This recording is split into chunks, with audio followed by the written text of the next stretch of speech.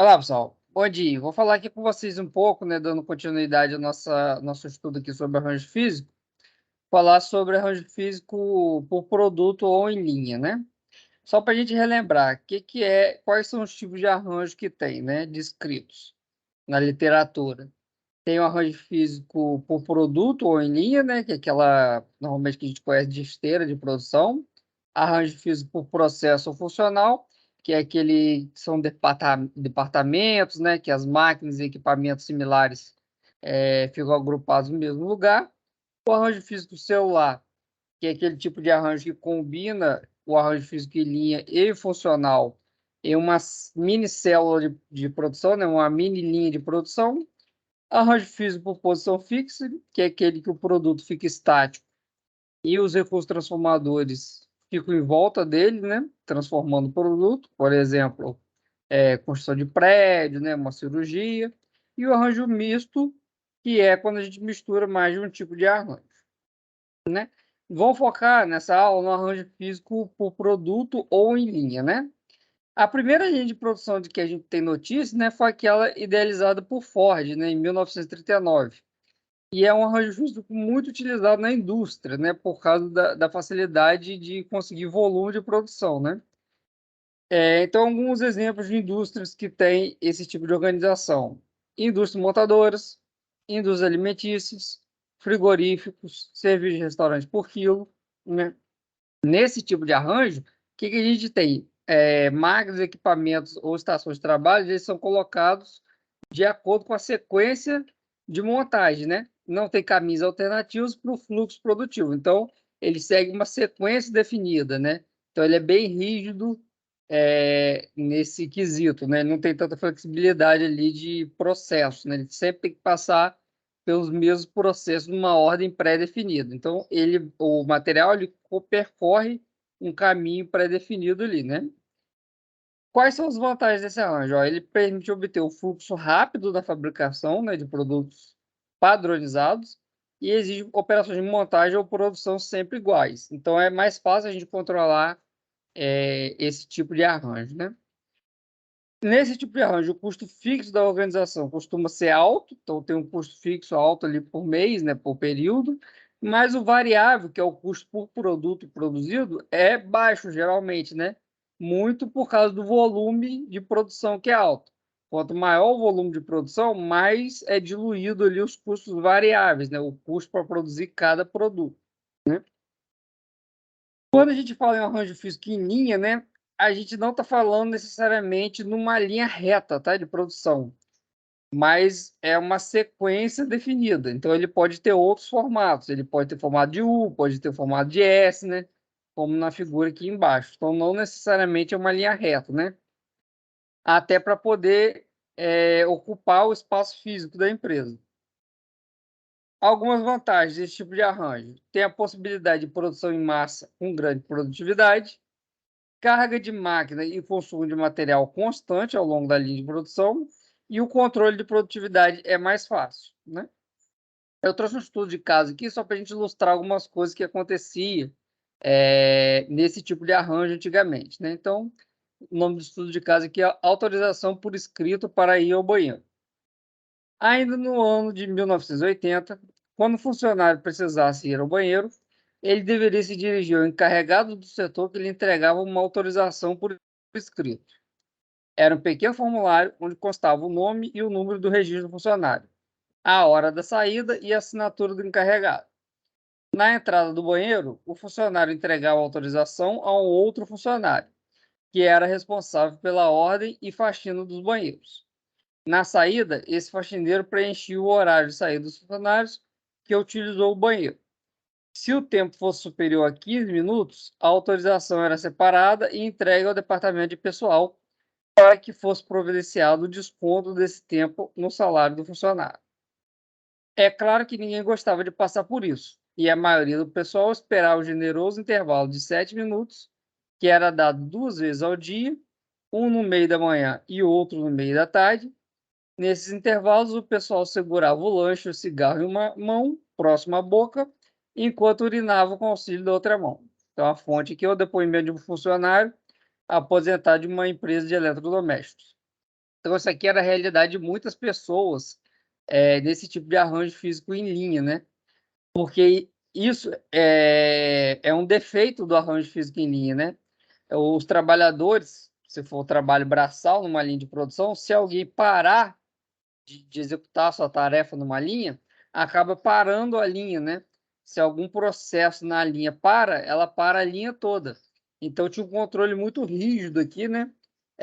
Das ausências, né? Aos funcionários, quem estava trabalhando ali na linha diretamente, não podia se ausentar muito tempo, porque senão a produção parava, né? Tem formas de contornar isso, né? Ainda mais com automação hoje, né?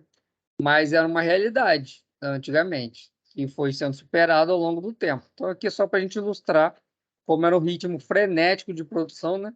Para poder manter um volume alto. Entre as desvantagens desse tipo de arranjo, está o alto investimento em máquinas, costuma gerar tédio nos operadores, né? Por ficar repetindo sempre a mesma tarefa, e pode também ocorrer aqui de lesões por esforço repetitivo, né? Falta de flexibilidade da própria linha, né? Então, a linha não é flexível para produzir produtos diferentes. Então, se precisar produzir um produto diferente, você vai precisar de uma linha de produção diferente nesse tipo de arranjo. E tem fragilidade a paralisações e subordinação aos gargalos, né? Ou seja, o que a gente estava falando antes, né? Se alguma máquina, algum equipamento na linha para de funcionar, a produção para como um todo, né? O que são gargalos de produção? Porque está falando de subordinação aos gargalos. Gargalo de produção é o processo que dita o ritmo da linha de produção. Quando você tem uma linha ali com tarefas em sequência, o ritmo de produção sempre é definida pela operação mais lenta. Então, imagina que a gente tem um processo aqui de produção de bandeja de frango, né? Então, entra o frango lá vivo, né? E sai a bandeja de frango no final da linha de produção. E a gente tem vários processos nessa linha, né? Então, tem ali o processo de degola, o processo de depenação, o processo de retirada dos órgãos internos, tirar o peito, tirar as asas, etc. E se a gente, cada processo desse, vamos imaginar que dura 10 segundos em sequência, cada tarefa em sequência. Se tiver uma tarefa no meio ali que demore 30 segundos para ser executada, por exemplo, lá, desossar o frango, vamos dizer que demora mais tempo. Essa tarefa que leva mais tempo vai determinar de quanto em quanto tempo a gente consegue fazer um produto final nessa linha de produção. Então, nesse exemplo hipotético que eu dei, a cada 30 segundos vai sair um produto nessa linha. Por mais que eu tenha a maioria dos processos ali executando mais rápido, uma linha de produção desse tipo é sempre definida pelo processo mais lento, né? O ritmo dela vai ser sempre o ritmo do processo mais lento. Então, isso acaba sendo um problema, né? Isso que a gente chama de subordinação aos gargalos. Falar um pouquinho aqui do balanceamento da linha de produção, né? Dito isso, né? Pensando nesse exemplo que eu falei, que eu tinha várias tarefas de 10 segundos e uma de 30, o ideal é a gente fazer esse balanceamento da produção, fazer que as estações de trabalho elas tenham um tempo aproximado ali, igual, né, ou próximo, de execução de tarefas. Então, em vez de fazer que tenha tarefa com 10 segundos, tarefa com 20, tarefa com 30, que todo mundo tenha uma média ali de execução das tarefas parecidas, né? Isso minimiza aqui o tempo ocioso da mão de obra e de equipamentos, né? Então, é para isso que a gente faz esse balanceamento. Então, ó, os tempos de execução de cada tarefa destinada a cada um dos operadores em seu centro de trabalho deverá ser o mesmo ou o mais próximo possível para que não haja atraso das demais atividades, né? As linhas com bom nível de balanceamento apresentam fluxo suave e contínuo de trabalho, porque todos os operadores trabalham no mesmo ritmo, obedecendo o maior grau de aproveitamento possível de mão de obra dos equipamentos. Então, isso faz com que a linha de produção tenha um ritmo bem definido, né? Você reduz a ociosidade dos funcionários, né? E do processo geral. A principal dificuldade de balancear uma linha de produção está na formação das tarefas, né? Porque a gente não pode determinar um tempo arbitrário para as tarefas. Normalmente as tarefas elas têm um tempo mínimo de execução cada uma e elas são diferentes para tarefas diferentes, né? Então, isso acaba tornando um pouco difícil a gente fazer o balanceamento, né? Muitas vezes aqui algumas tarefas longas não podem ser divididas e algumas tarefas curtas não podem ser agrupadas, né? Quando uma tarefa tem seu tempo de execução significativamente maior ou menor que o tempo médio de execução das demais tarefas da linha de montagem, a linha de montagem fica desbalanceada. Nesse caso, poderá ocorrer uma das seguintes situações. Então, o que pode ocorrer nessa situação? O operador mais carregado de trabalho tenta compensar. Muitas vezes se aloca os operários mais ágeis e velozes para os postos de trabalho mais difíceis, né? Então, acaba sendo uma desvantagem para quem executa a tarefa mais rápido, né? Então, se você é um trabalhador que está fazendo tudo muito rápido, você vai acabar sendo alocado para o setor mais difícil, né? Para tentar compensar essa diferença de tempo entre as tarefas. A soma do tempo ocioso dos demais operadores com tarefas de menor duração será alta, elevando os custos por falta de aproveitamento de mão de obra, né? Então vai ter esse custo. E a velocidade da linha de produção será a velocidade da operação mais lenta, né? Lá o gargalo, o maior tempo de duração. Em outras palavras, a linha de produção está subordinada à operação do gargalo. Tem alguns indicadores, né, que vão ajudar a gente a fazer esse balanceamento da linha de produção. Por exemplo, que o tempo de ciclo, né? Que o que é o tempo de ciclo? É o tempo que uma linha de produção demora para montar uma peça. Então, de quanto tempo vai ficar pronta uma peça numa linha de produção? Ou seja, é o tempo máximo permitido para cada estação de trabalho antes que a tarefa seja passada para a estação seguinte. É quanto tempo cada estação de trabalho vai ter para executar suas tarefas que estão alocadas a ela ali. Então, o tempo de ciclo mínimo será igual ao tempo necessário para a execução da tarefa individual mais demorada. E o tempo de ciclo máximo será a soma dos tempos de todas as tarefas. Então, se algum exercício, alguma questão de concurso falar sobre tempo de ciclo mínimo e máximo, o tempo de ciclo mínimo numa linha de produção sempre vai ser da atividade gargalo. E o tempo de ciclo máximo vai ser o somatório de todas as atividades. Isso vai depender aqui da forma de montagem e do balanceamento da linha de produção. Então, imagina que a gente tem a seguinte situação aqui, ó. A gente tem 5 operações, né? Cada uma com um tempo diferente. Então, ó, temos a primeira 10 segundos, a segunda 22 segundos, a terceira 50 segundos, a quarta 30 e a quinta 15 segundos, numa linha de montagem. A tarefa mais longa nesse caso aqui é de 50 segundos. Isso significa que o máximo de peças que essa linha pode produzir será uma peça a cada 50 segundos, né? Imaginando que eu coloque um operador para cada uma das tarefas, eu consigo fazer uma peça a cada 50 segundos. Nesse caso, haverá uma estação de trabalho exclusiva para produzir a terceira operação, né? Se eu quiser que saia uma peça a cada 50 segundos. Agora, imagina que eu coloque um funcionário só para trabalhar nessa linha de produção. De quanto tempo eu consigo fazer uma peça? Aí vai ser o somatório de todos os tempos. Isso que é o tempo de ciclo máximo da linha. Então, ó, fazendo os continhos aqui, ó, o tempo máximo de duração para a montagem do produto será a soma de todas as tarefas individuais, ou seja, 10 mais 22, mais 50, mais 30, mais 15, igual a 127 segundos, ou 2,12 minutos. Como é que a gente transforma aqui de segundos para minutos? É só eu dividir o total de segundos aqui por 60, tá? Este seria o caso em que existe apenas uma estação de trabalho encarregada de realizar sequencialmente todas as atividades.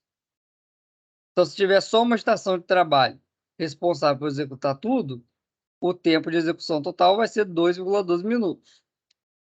Só que nesse exemplo aqui, a gente pode montar uma linha de produção composta de 3 estações de trabalho, da seguinte forma. Ó, imagina que eu agrupei ali na estação A as tarefas 1 e 2, né? Para poder somar aqui 10 com 22 e ficar o mais próximo possível da tarefa maior, de 50 segundos. Se eu agrupar essas duas tarefas, por exemplo, para uma pessoa só fazer, ela vai demorar 32 segundos para fazer. Se eu botar uma pessoa só para fazer a terceira operação, ela vai levar 50 segundos. Se eu botar uma pessoa para fazer a quarta e a quinta operação, ela vai levar 45 segundos, que é o somatório aqui da quarta com a quinta tarefa. Nesse cenário, o tempo total que cada estação vai ter disponível para executar o trabalho é o tempo aqui mais longo, né? Que é o tempo da terceira operação, para não atrapalhar a linha de produção. Então, se todo mundo tiver disponível 50 segundos para executar suas tarefas, a estação A vai ter 18 segundos ociosos, né? 50 menos 32. A estação B vai ter 0 segundos ociosos, então 50 menos 50, 0. E a estação C vai ter 5 segundos ociosos, 50 menos 45. Numa situação real, tá, gente? A gente nunca deixa o tempo ocioso 0, tá? A gente colocaria um tempo disponível aqui maior para as tarefas, né? Porque a pessoa também tem que descansar, né? Ela não consegue ficar executando nesse ritmo acelerado sem nenhum tempo ocioso, né? Então, isso acaba atrapalhando a linha. Mas aqui só está mostrando para a gente que colocar em 3 estações de trabalho fica com menos ociosidade do que se eu tivesse 5 estações de trabalho. Outro índice que ajuda a gente nesses cálculos, né, da linha de produção, do balanceamento, é um cálculo de capacidade de produção. Como é que a gente calcula a capacidade de produção? Ela é obtida em função do tempo de ciclo e da capacidade disponível da empresa. Então, ela vai ser aqui, ó, capacidade disponível dividido por tempo de ciclo. Então, imagina que nesse exemplo aqui, da linha de produção com 3 estações de trabalho, a empresa trabalha 8 horas por dia, ou seja, 480 minutos, que é só multiplicar as 8 horas por 60, a gente acha 480 minutos. Então, a capacidade de produção vai ser o quê? 480 minutos, que é a capacidade disponível, dividido pelo tempo de ciclo, que é os 50 segundos. 50 segundos é 0,83 minutos, né? Eu não posso dividir minutos por segundos, então tem que estar tudo em minutos. Isso vai me dar aqui 576 peças por dia. Quer dizer que se eu levo 50 segundos para montar uma peça nessa linha de produção e eu tenho 8 horas por dia para montar peças, eu consigo fazer 576 peças em um dia. A gente também pode calcular o nível de produção desejado, né? Que seria adequar um tempo de ciclo aqui para atingir a produção que a gente quer. Então, imagina que a gente tem uma demanda aqui que fosse maior do que esses 576 por dia, né? A gente ia precisar reconfigurar a linha de produção, aumentando o número de estações de trabalho, né? Para isso, a gente deve calcular qual é o tempo de ciclo necessário para atender a demanda. Então, a gente tem que calcular tempo de ciclo igual a capacidade disponível sobre a demanda. Então, imagina aqui que a gente tem uma demanda de 900 peças, em vez de 500 e poucos, né? De 576. Como que vai ser o tempo de ciclo? Vai ser 480, né? Que é a capacidade disponível, dividido por 900 peças. Então, a gente vai achar aqui, ó, que a gente precisa de 0,533 minutos por peça, né? Para poder atingir a demanda de 900. Nossa situação atual é 0,83, né? Então, a gente tem que acelerar bastante aqui o ritmo de produção para poder atingir 900, nesse caso. Aí, nesse caso, seria necessário a gente recalcular o número de estações de trabalho. Como que a gente calcula o número de estações de trabalho necessárias, né? É só a gente usar essa formulazinha aqui, ó. O número de estações de trabalho é igual ao somatório dos tempos individuais dividido por tempo de ciclo. Então, nesse exemplo ali, a gente tem que o número de estações de trabalho necessárias para atender uma demanda de 900 peças seria 2,12, né, que é o somatório de todos os tempos individuais, dividido pelo tempo de ciclo, que é esse novo que a gente calculou, né, que é 0,533, daria 3,978 estações de trabalho. Ou seja, 4 estações de trabalho, né? O número de estações de trabalho tem que ser sempre inteiro. Então, a gente sempre arredonda para mais, tá? Que é o número mínimo de estação de trabalho. Então, se eu preciso de 3,978 estações, eu preciso de 4 estações. Então, esse é o número mínimo teórico, que, na verdade, serve apenas para indicar que, com menos de 4 estações de trabalho, a gente não consegue atender a demanda de 900 peças por dia. A quantidade real de estações de trabalho vai depender da configuração da linha de montagem e das possibilidades de balanceamento, né? Porque essas 4 estações de trabalho seria se a gente pudesse dividir os 2,12 minutos, né? que é o total da operação, por 4, exatamente, né? E colocar tarefas assim, divididinho por 4. Só que, no caso do exemplo da linha de produção apresentada, esse número teórico não poderia ser obtido, né? Se a gente considerar que aquelas operações ali são elementares, né? E, portanto, a gente não pode dividir elas em operações menores, né? Uma vez que isso não permitiria estabelecer o balanceamento teórico perfeito, né? Sem ociosidade em nenhuma estação de trabalho. Então, a gente sempre tem que averiguar se a gente pode ou não dividir as estações, as tarefas individuais em outras tarefas menores. Outro parâmetro importante para a gente é o índice de ociosidade. O índice de ociosidade vai mostrar para a gente quanto que a linha ali está trabalhando ou está ociosa, né? É o percentual de tempo ocioso ali na nossa situação. Então, como é que a gente calcula isso? Ó, percentual de ociosidade é igual ao somatório dos tempos ociosos das estações dividido por número de estações vezes tempo de ciclo. Então, no exemplo que a gente viu ali, ó, o somatório dos tempos ociosos são 23 segundos. Da onde que a gente tirou esses 23 segundos? Ó, 18 mais 0 mais 5. São quanto a gente ficou ocioso aqui do tempo total, né? Então, isso vai dar, nessa situação, 23 segundos. Dividido por número de estações, 3 vezes tempo de ciclo, que no caso lá do primeiro caso era 50, né? Então, a gente tem que, na primeira situação lá com 3 estações de trabalho, uma ociosidade de aproximadamente 15%. Se ficou ocioso 15% do tempo, ficou trabalhando 85% do tempo, né? Isso seria o grau de utilização. É o contrário do percentual de ociosidade. O grau de utilização vai mostrar para a gente quanto por cento do tempo ele ficou sendo utilizado, né? A gente está efetivamente trabalhando ali na linha de produção. Como é que a gente calcula? É só a gente fazer o 100% menos o que a gente calculou aqui na ociosidade. Então, 100% menos 15,33, nesse caso aqui deu 84,67% de utilização. Beleza? Deixei um exercíciozinho aqui para vocês tentarem fazer, com base em tudo isso que a gente viu. Tentem responder e colocar aí nos comentários se vocês conseguiram, né? Quanto que vocês acharam de cada resposta, né? Porque aí a gente vai corrigindo aí nos comentários.